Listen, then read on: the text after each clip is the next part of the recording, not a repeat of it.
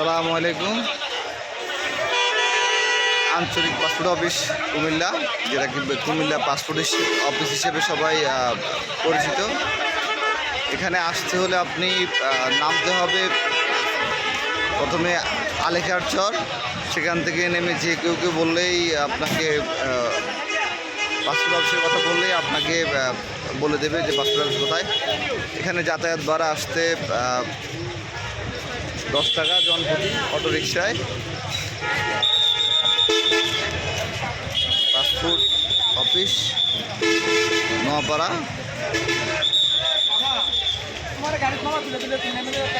এই এলাকাটা অনেক কর্মব্যস্ত একটি শহর, যার সামনে রয়েছে আপনারা দেখতে পাচ্ছেন উপপরিচালকের কার্যালয়, পল্লী দারিদ্র্য বিমোচন ফাউন্ডেশন,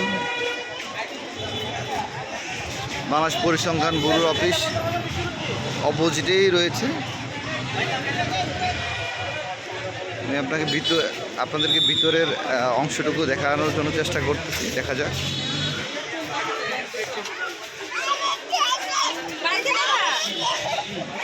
ভিডিও করতেছি,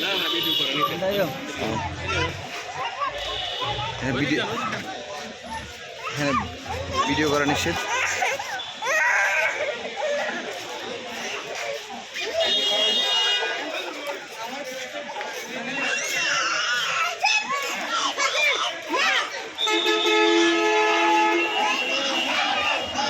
এখানে ভিডিও করা নিষেধ। আমাদেরকে